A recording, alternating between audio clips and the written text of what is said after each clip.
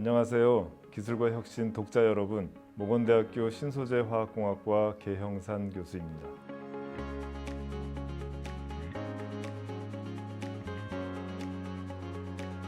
자원순환은 폐기물 발생을 최대한 억제하고 폐기물에 대해서는 재사용 또는 회수하며 불가피하게 남은 폐기물은 환경에 미치는 영향을 최소화하여 처리하는 것을 의미합니다. 이를 위해서는 자원과 에너지의 흐름이 우리 생활과 산업에서 순환의 형태, 즉 생산, 소비, 재활용, 열회수 처리가 되도록 전환되어야 합니다. 기존 사회가 발생한 폐기물을 어떻게 처리하느냐에 초점을 맞추었다면 새로운 개념의 자원순환은 폐기물의 발생 자체를 어떻게 줄이느냐에 초점을 맞추고 있습니다. 2018년 중국 폐기물 수입 금지에 의한 생활계 폐플라스틱 배란으로 촉발된 폐기물 사태, 환경, 사회 지배구조를 뜻하는 ESG의 환경 문제와 탄소 중립 선언, 이러한 일련의 시대적, 사회적, 환경적인 변화가 함께 다가오면서 이에 대한 대비책 마련이 시급한 과제로 떠올랐습니다. 이에 자원 절약과 재활용을 중시하는 친환경 경제 모델인 순환 경제가 글로벌 트렌드로 대두되고 있는데요. 순환 경제란 쓰레기를 줄이고 자원을 최대한 활용하기 위한 경제 시스템으로 자원을 사용한 뒤 버리는 선형적인 접근이 아니라 지속적인 재활용이 가능한 자원 순환에 초점을 맞추고 있습니다. 탄소 중립이라는 세계적인 흐름에서 순환 경제는 2050 탄소 중립 추진 전략 10대 추진 과제 중에 하나로 선정되어 있고요. 이는 유한한 자원의 순환, 환경, 경제 효율성과 폐기물 발생량을 줄이는 것으로 요약됩니다. 현재 자원순환을 위해 순환경제정책 시행과 2020년부터 폐기물 매립과 소각금지 법안이 실시되고 있습니다. 이에 따라 재활용률 상승 제고를 위한 제품 생산으로부터 에코디자인 적용, 바이오 플라스틱 및 재활용이 용이한 고분자 생산 등의 압박을 받고 있으며 ESG 관련 제도를 준수하고 재활용이 용이해야 납품이 가능한 상황입니다.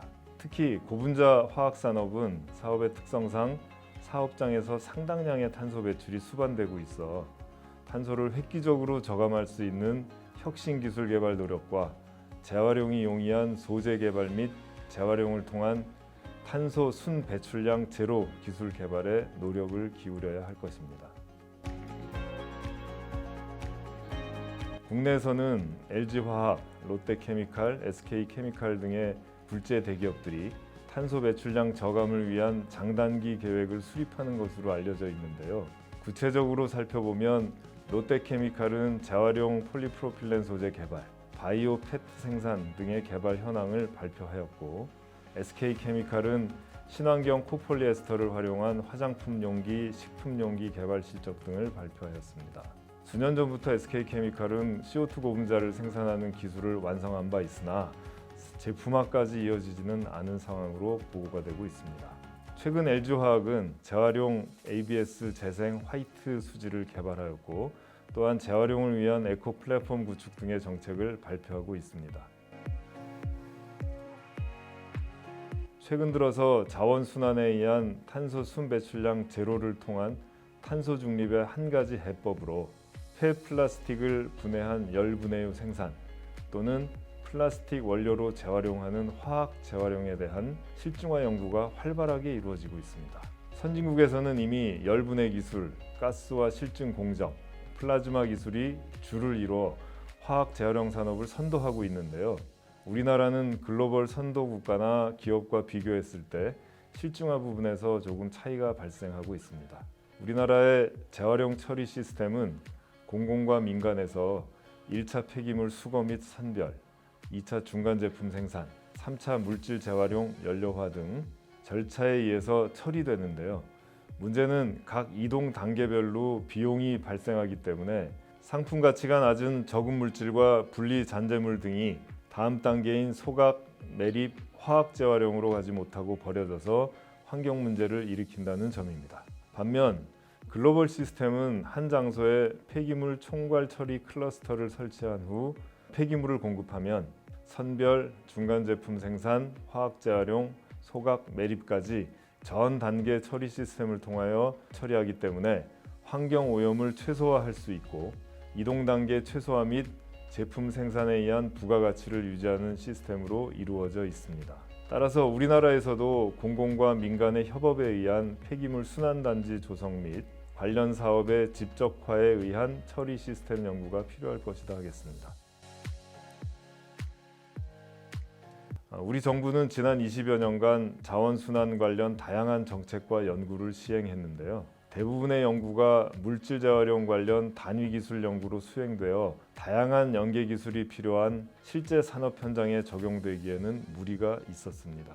그럼에도 불구하고 부가가치가 있는 폐플라스틱에 대한 물질 재활용은 개별 기업에서 연계 기술 보완 등을 통해서 사업화하였고 폐플라스틱, 폐지 등의 다양한 형태의 고형 연료로 성형하는 연료화 역시 공공과 민간 영역에서 산업화된 바 있습니다.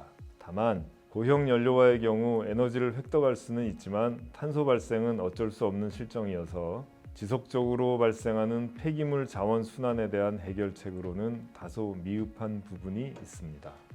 우리나라는 수출 지향의 사업군으로 구성되어 있습니다. 글로벌 시장의 요구를 만족하기 위해서 그리고 유엔의 지속 성장 정책, 유넵 환경 분야 등에 대한 정책 개발 및 개별 기업 지원책을 공표하고 있는 등 급변하는 국제 정책과 시장 질서를 만족하기 위해서는 더 신속하고 강력한 정책이 필요할 것으로 판단합니다. 최근 들어서는 순환경제 활성화를 위하여 미래 유망 분야에 대한 R&D 지원 확대와 원료부터 사용 후 폐기에 이르는 상생협력 순환 공급망 구축 정책 시행, 그리고 순환경제 기업 발굴 및 지원, 소비자 인식 제고를 위한 재제조 품질 인증 제도 시행 등과 환경 친화적 산업 구조로의 전환 촉진에 관한 법률 개정을 통하여 순환경제 활동 및 관련 기업을 대상으로 제품 설계부터 재자원화까지 제품 전 과정에 대한 전반적인 지원이 가능하도록 하고 있습니다.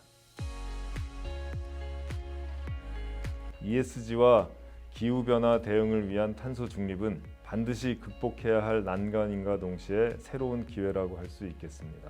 정부의 지원 하에서 산학연의 협력을 통한 혁신 기술 개발로 탄소 중립을 이뤄 우리나라 화학 산업의 경쟁력 확보와 지속적인 성장의 기회가 되고 기후 문제 해결과 환경 보호를 통한 인류의 밝은 미래가 지속될 수 있기를 기대합니다. 또한 원료 물질로부터 폐기물 배출 및 처리의 후방 산업까지 친환경 처리를 수행하는 스마트 처리 플랫폼 모델을 구축하고 실행해서 플라스틱 생산 대국이지만 처리 기술이 미흡했던 대한민국이 순환경제에 관한 모범국으로 자원순환에 대한 글로벌 리더로 올라설 수 있기를 기대해 봅니다. 지금까지 모건대학교 계영상 교수였습니다. 감사합니다.